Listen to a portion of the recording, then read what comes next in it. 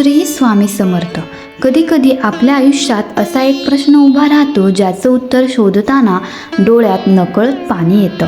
एक क्षण शांतपणे स्वतःलाच विचारून बघा, ज्याच्यासाठी आपण सर्वस्व दिलं, ज्याच्या आनंदासाठी स्वतःच्या आनंदाचाही त्याग केला, ज्याच्यासाठी रात्रभर जागलो, ज्याच्यासाठी देवाकडे हात जोडले, दुःख मात्र नेमकं त्याच व्यक्तीकडून का मिळतं? अनोळखी व्यक्तींचे शब्द कधी कधी विसरून जातो, पण आपल्या माणसांनी बोललेला एकच शब्द वर्षानुवर्ष मनाला टोचत राहतो. असं का होतं? आजचा हा संदेश याच प्रश्नाचं उत्तर शोधण्याचा एक प्रयत्न आहे.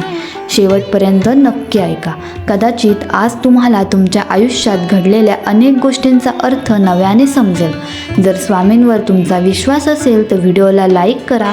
हा संदेश जास्तीत जास्त लोकांपर्यंत पोहोचावा म्हणून शेअर करा आणि अशाच हृदयाला स्पर्श करणाऱ्या स्वामी संदेशांसाठी आपल्या कृपा सिंधू माऊली परिवारात सहभागी व्हा. आता मनापासून एकदा म्हणा, श्री स्वामी समर्थ. एक सत्य आहे जे स्वीकारायला खूप कठीण जातं. दुःख नेहमी आपल्या माणसांकडूनच जास्त मिळतं, कारण जिथे प्रेम नसतं तिथे अपेक्षाही नसतात, आणि जिथे अपेक्षा नसतात तिथे मन तुटतही नाही. रस्त्यावरचा एखादा माणूस आपल्याबद्दल काहीही बोलला तर 2 मिनिटांनी आपण विसरून जातो, पण आपल्याच माणसाने रागाच्या भरात बोललेलं एक वाक्य वर्षानुवर्ष मनातून जात नाही का? कारण त्या शब्दांमध्ये वेदना नसते. वेदना असते ती त्या व्यक्तीची ज्यावर आपण डोळे झाकून विश्वास ठेवलेला असतो. त्याच व्यक्तीने विश्वास मोडला तर तुटतं ते नातं नसतं, तुटतो आपला आत्मविश्वास. अनेक जण याच क्षणी स्वतःला दोष द्यायला लागतात. माझंच काहीतरी चुकलं असेल, मीच जास्त प्रेम केलं, मीच जास्त जपलं. पण प्रेम करणं ही चूक नसते, मनापासून जपणं ही कमजोरी नसते. कमजोरी तेव्हा सुरू होते जेव्हा आपण स्वतःचं अस्तित्व विसरून संपूर्ण आयुष्य एका व्यक्तीभोवती बांधून टाकतो. स्वामींचा संदेश याच ठिकाणी आपल्याला जागं करतो.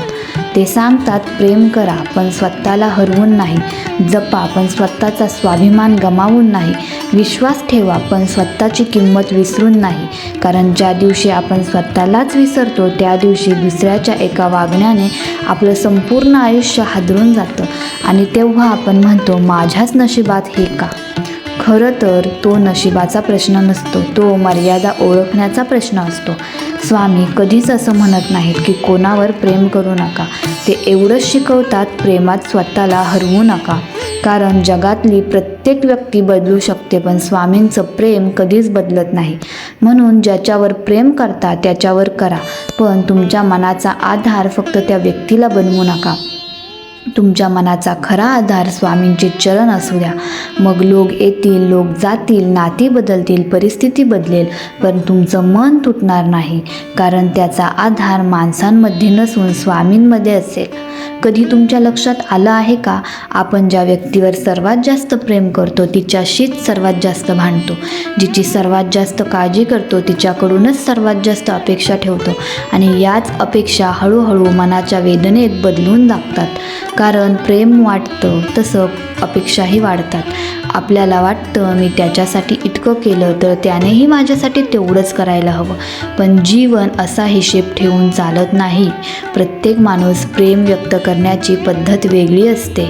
काही जण शब्दांनी प्रेम व्यक्त करतात, काही काळजी घेऊन, काही त्याग करून, आणि काही मनात खूप प्रेम असूनही ते कधी बोलून दाखवू शकत नाहीत. पण आपण आपल्या पद्धतीने समोरच्याचं वागणं अशी अपेक्षा ठेवतो, आणि जेव्हा तसं होत नाही तेव्हा मन म्हणतं, त्याला माझी किंमतच नाही. इथेच एक गोष्टीची चूक घडते. समोरच्या व्यक्तीचं वागणं आपल्या मनाची किंमत ठरवायला लागतं. आज तो प्रेमाने बोलला तर आपण आनंदी, आज तो रागाने बोलला तर आपण पूर्णपणे तुटून जातो. म्हणून आपल्या आनंदाची चावी आपण नकळत दुसऱ्याच्या हातात देऊन टाकतो, आणि यापेक्षा मोठं दुःख दुसरं कोणतं असू शकत नाही. स्वामींचा संदेश याच ठिकाणी खूप सुंदर आहे. ते शिकवतात, प्रेम करा पण स्वतःचा आत्मसन्मान जपा. जपणं म्हणजे स्वतःला विसरणं नाही, त्याग म्हणजे स्वतःला संपवणं नाही. जर एखाद्या नात्यात तुम्हीच नेहमी समजून घेत असाल, तुम्हीच नेहमी माफी मागत आहात, तुम्हीच नेहमी स्वतःचं मन मारत आहात, तर एकदा शांतपणे थांबा. स्वतःला विचारा, हे प्रेम आहे की स्वतःला हरवण्याची सवय? कारण खरं प्रेम माणसाला मजबूत करतं, कमकुवत नाही. खरं प्रेम मनाला शांत करतं, अस्वस्थ नाही. आणि खरं प्रेम स्वाभिमान जपायला शिकवतं, तोडायला नाही. एक गोष्ट कायम लक्षात ठेवा, ज्याच्यावर प्रेम करता त्याच्याकडून दुःख मिळालं याचा अर्थ तुमचं प्रेम चुकीचं होतं असं नाही. कधीकधी त्या दुःखातून स्वामी आपल्याला स्वतःची किंमत ओळखायला शिकवत असतात. कारण जो स्वतःवर प्रेम करायला शिकतो तोच इतरांवर निस्वार्थपणे प्रेम करू शकतो. आणि जो स्वतःच तुटलेला असतो तो कितीही प्रयत्न केला तरी मनापासून कोणाला आनंद देऊ शकत नाही. म्हणून आज स्वतःशी एक वचन करा, मी प्रेम करेन पण स्वतःला विसरणार नाही. मी जपेन पण स्वतःला स्वाभिमान गमावणार नाही. आणि माझ्या मनाचा खरा आधार नेहमी स्वामींचे चरणच असतील. एक गोष्ट आपण सगळे अनुभवतो, ज्याच्यावर आपला काहीच हक्क नसतो त्याने दूर गेलं तर थोडं वाईट वाटतं. पण ज्याला आपण माझी व्यक्ती म्हणून मनात स्थान दिलेलं असतं ती व्यक्ती बदलायला लागली की मनातलं दुःख शब्दात सांगता येत नाही. रात्रभर डोळे मिटलेले असतात पण झोप येत नाही. डोक्यात सतत एकच विचार फिरत राहतो, नेमकं माझंच काय चुकलं. आणि याच प्रश्नाचं उत्तर शोधता शोधता अनेक जण स्वतःलाच दोष देऊ लागतात, स्वतःवरचा राग काढतात, स्वतःचीच किंमत कमी करू लागतात. पण थोडा विचार करा, प्रत्येक नातं हे दोन माणसांनी जपायचं असतं. एकट्या माणसाने नातं किती दिवस टिकवायचं? जर एक जण सतत धरून ठेवत असेल आणि दुसरा सतत दूर जात असेल तर थकवा नक्कीच येतो. आणि तो थकवा प्रेमाचा नसतो, तो एकट्याने नातं वाचवण्याचा असतो. स्वामींचा संदेश याच ठिकाणी खूप खोल आहे. ते सांगतात, ज्याला तुमची किंमत कळत नाही त्याच्या मागे तुमचं संपूर्ण आयुष्य खर्च करू नका. कारण प्रेम भीक मागून मिळत नाही, आदर जबरदस्तीने मिळत नाही. आणि जिव्हाळा समोरच्याच्या मनात असेल तर तो टिकतो. काही वेळा आपण एका संदेशाच्या प्रतीक्षेत दिवस काढतो. एका फोनसाठी वारंवार मोबाईलकडे पाहत राहतो. एका प्रेमळ शब्दासाठी मन आतून तडफडत राहतं. पण एक गोष्ट लक्षात येत नाही, जिथे आपली आठवण ठेवायची इच्छा असते तिथे कारण शोधावी लागत नाही.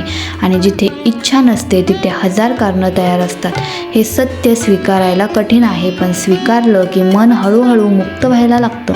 स्वामी आपल्याला लोकांचा द्वेष करायला शिकवत नाही, ते आसक्ती कमी करायला शिकवतात. कारण अति आसक्ती प्रेमाला दुःखात बदलते, पण समजूतदार प्रेम मनाला शांतता देतं. म्हणून कोणावर प्रेम करा, मनापासून करा, पण तुमचं संपूर्ण सुख एका व्यक्तीच्या वागण्यावर ठेवू नका. कारण आज ती व्यक्ती आनंद देईल, उद्या कदाचित दुःखही देईल. पण स्वामींच्या चरणी ठेवलेलं मन कोणीही दुखावू शकत नाही. कधीकधी ज्यांनी आपल्याला दुःख दिलं त्यांच्यामुळेच आपण स्वामींच्या अधिक जवळ जातो. आणि वर्षानंतर मागे वळून पाहताना समजतं, ज्याला मी माझं सर्वस्व समजलो तो माझा आधार नव्हता, खरा आधार तर स्वामींचे चरणच होते. कधीकधी मनात एक प्रश्न वारंवार येतो, मी इतकं मनापासून जपलं तरी मला समजून घेणारा एकही माणूस का मिळाला नाही? हा प्रश्न खूप खोल आहे. कारण या प्रश्नामागे राग कमी असतो, वेदना जास्त असते. आपण एखाद्या व्यक्तीसाठी स्वतःच्या इच्छा बाजूला ठेवतो, तिच्या आनंदात आपण आनंद शोधतो, तिच्या दुःखात आपले अश्रू वाहतो आणि हळूहळू आपलं संपूर्ण आयुष्य त्या एका नात्याभोवती फिरू लागतं. पण एक दिवस तीच व्यक्ती नकळत किंवा जाणून बुजून आपल्याला अशी जखम देते जी डोळ्यांना दिसत नाही, फक्त मनाला जाणवते. त्या क्षणी सगळ्यात मोठी चूक कोणती होते माहीत आहे? आपण स्वतःची किंमत समोरच्या व्यक्तीच्या वागण्यावर ठरवायला लागतो. तो प्रेमाने बोलला तर आपण चांगले, तो दुर्लक्ष करू लागला तर आपल्यालाच वाटू लागतं कदाचित माझ्यातच काही कमी आहे. नाही, प्रत्येक वेळी चूक तुमचीच असते असं नाही. प्रत्येक वेळी समोरची व्यक्तीच वाईट असते असंही नाही. कधीकधी लोक बदलतात, त्यांच्या गरजा बदलतात, त्यांच्या प्राधान्यक्रमात बदल होतो. हे स्वीकारणं कठीण असतं, पण हेच वास्तव असतं. स्वामींचा संदेश याच ठिकाणी आपल्याला आधार देतो. ते सांगतात, लोक बदलले म्हणून तू स्वतःला हरवू नकोस. तुझं चांगुलपण एखाद्याने ओळखलं नाही म्हणून ते वाया गेलं असं समजू नकोस. प्रेम कधीच वाया जात नाही, काळजी कधीच वाया जात नाही, निस्वार्थ भावना कधीच वाया जात नाही. कदाचित ज्या व्यक्तीसाठी तू इतकं केलंस तिला त्याची किंमत कधीच समजणार नाही. पण स्वामींना प्रत्येक अश्रू दिसतो, प्रत्येक त्याग दिसतो, प्रत्येक निशब्द वेदना जाणवते आणि त्यांच्या दरबारात कोणताही त्याग व्यर्थ जात नाही. म्हणून मनात कटुता ठेवू नका. ज्यांनी दुःख दिलं त्यांच्याबद्दल द्वेषही ठेवू नकोस, कारण द्वेष सर्वात आधी स्वतःलाच जाळतो. त्याऐवजी शांतपणे स्वामींच्या चरणी एवढंच सांग, ज्याला जपलं त्याच्याकडूनच दुःख मिळालं, पण या दुःखातून माझं मन अधिक विशाल कर. माझं चांगुलपण कधीच कमी होऊ देऊ नका. लक्षात ठेवा, जीवनात सर्व माणसं कायमची सोबत राहत नाहीत. काही जण फक्त आपल्याला एक धडा शिकवण्यासाठी येतात आणि तो धडा समजला की आपण तुटत नाही, तर आतून अधिक मजबूत होतो. कधी एखाद्या व्यक्तीने दिलेलं दुःख इतकं खोल असतं की काळ पुढे जातो, पण मन मात्र त्याच आठवणीत अडकून राहतं. बाहेरून सगळं पूर्वीसारखं दिसत असतं, पण आतून एक आवाज सतत विचारत असतो, मी इतकं मनापासून जपलं, मग माझ्याच वाट्याला हे का आलं? याच प्रश्नाचं उत्तर शोधताना अनेक जण हळूहळू लोकांवरचा विश्वास गमावतात. ते म्हणतात, आता कोणावरच प्रेम करायचं नाही, आता कोणासाठीच काही करायचं नाही, आता कोणावरच विश्वास ठेवायचा नाही. पण हा निर्णय मनाच्या वेदनेतून घेतलेला असतो, शहाणपणातून नाही. कारण एका व्यक्तीने विश्वास तोडला म्हणून संपूर्ण जग तसंच असतं असं नसतं. स्वामी आपल्याला मन बंद करायला शिकवत नाहीत, ते मनाला मजबूत करायला शिकवतात. यामध्ये खूप मोठा फरक आहे. ज्यांचं मन दुःखानंतरही चांगुलपणा सोडत नाही, तोच खऱ्या अर्थाने आतून श्रीमंत असतो. कारण त्याच्याकडे प्रेम संपलेलं नसतं, फक्त प्रेम करण्याची समज वाढलेली असते. आधी तो प्रत्येकावर डोळे झाकून विश्वास ठेवत होता, आता तो विश्वास ठेवतो, पण स्वतःची किंमत विसरत नाही. आधी तो प्रत्येकाला आपलं सर्वस्व देत होता, आता तो स्वतःसाठीही थोडं जगायला शिकतो. हे बदलणं स्वार्थ नाही, हे परिपक्वता आहे. स्वामींचा एक सुंदर संदेश आहे, प्रेम करा पण विवेक सोडू नका. कारण विवेक नसलेलं प्रेम अनेकदा वेदना देऊन जातं आणि विवेकासोबतच प्रेम शांतता देतं. आज जर तुमच्या मनात अजूनही कोणाचं दुःख जिवंत असेल तर ते दाबून ठेवू नका. स्वामींच्या चरणी ठेवा. अश्रू आले तर येऊ द्या, कारण कधी कधी मन हलकं होण्यासाठी अश्रूंचीही गरज असते. पण एक गोष्ट नक्की करा, त्या अश्रूंनी तुमचं मन कठोर होऊ देऊ नका, उलट अधिक समजूतदार होऊ द्या. कारण ज्याने स्वतः दुःख अनुभवलेलं आहे तोच दुसऱ्याच्या वेदना खऱ्या अर्थाने समजू शकतो. कदाचित आज तुम्हाला वाटत असेल माझ्या आयुष्यात सगळं संपलं, पण विश्वास ठेवा, कधी कधी जे संपल्यासारखं वाटतं त्याच ठिकाणाहून स्वामी नवीन सुरुवात करत असतात. म्हणून तुटू नका, थांबा, श्वास घ्या आणि मनात एवढंच म्हणा, स्वामी माणसांनी माझा हात सोडला तरी चालेल, पण तुम्ही माझा हात कधीच सोडू नका. कारण स्वामींचा हात ज्याच्या डोक्यावर असतो त्याच्या आयुष्यात उशिरा का होईना पण शांती नक्की येते. आज या विषयाचा शेवटचा आणि सर्वात महत्त्वाचा विचार मनापासून ऐका. कदाचित आजपर्यंत तुम्ही ज्या प्रश्नांचं उत्तर शोधत होतात ते उत्तर याच काही शब्दांमध्ये दडलं आहे. आपण म्हणतो ज्याच्यावर जीवापाड प्रेम केलं, दुःखही त्याच्याकडूनच मिळालं. हे खरं आहे, पण या वाक्याचा आणखी एक अर्थ आहे. दुःख त्या व्यक्तीने दिलं, पण त्या दुःखाला वर्षानुवर्ष मनात जिवंत ठेवण्याचा निर्णय आपण स्वतः घेतला. हा विचार सुरुवातीला कठीण वाटेल, पण एकदा शांतपणे मनात उतरवून पहा. जे घडलं ते बदलता येणार नाही, पण आजपासून त्या घटनेचा आपल्या मनावर किती प्रभाव राहू द्यायचा हे आपल्या हातात आहे.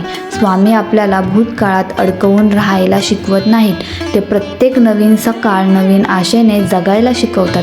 सूर्य रोज मावळतो, पण दुसऱ्या दिवशी तो पुन्हा उगवतो. निसर्ग कधीच एका अंधाऱ्या रात्रीला संपूर्ण आयुष्य बनू देत नाही. मग आपणच एका दुःखाला संपूर्ण आयुष्य का बनवायचं? कदाचित ज्याच्यावर तुम्ही सर्वात जास्त प्रेम केलं तो आज तुमच्यासोबत नसेल, कदाचित तो असेलही पण पूर्वीसारखा नसेल. हे स्वीकारणं सोपं नाही, पण स्वीकाराशिवाय शांती मिळत नाही. स्वामींच्या चरणी समर्पण म्हणजे सगळं आपल्या मनासारखं व्हावं अशी अपेक्षा ठेवणं नाही.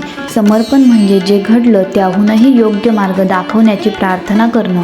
म्हणून आज स्वामींसमोर एकच प्रार्थना करा, स्वामी ज्यांनी मला आनंद दिला त्यांचेही आभार, ज्यांनी मला दुःख दिलं त्यांचेही आभार. कारण दोघांनीही मला जीवनाचा अर्थ शिकवला, पण माझा हात फक्त तुमच्या चरणीच कायम राहू द्या. लक्षात ठेवा, ज्याचं मन स्वामींच्या चरणाशी जोडलेलं असतं त्याला माणसं दुःख देऊ शकतात पण पराभूत करू शकत नाही. त्याचे अश्रू वाहू शकतात, पण त्याची श्रद्धा कधीच तुटत नाही. आणि ज्याची श्रद्धा जिवंत असते त्याच्या आयुष्यात उशिरा का होईना शांतता, समाधान आणि स्वामींची कृपा नक्कीच उतरते. शेवटी एकच गोष्ट मनात कायमची कोरून ठेवा, माणसावर प्रेम करा, पण मनाचा सिंहासन फक्त स्वामींनाच द्या. कारण माणसं बदलू शकतात, परिस्थिती बदलू शकते, वेळ बदलू शकते, पण स्वामींचं प्रेम आणि त्यांची कृपा कधीच बदलत नाही. श्री स्वामी समर्थ.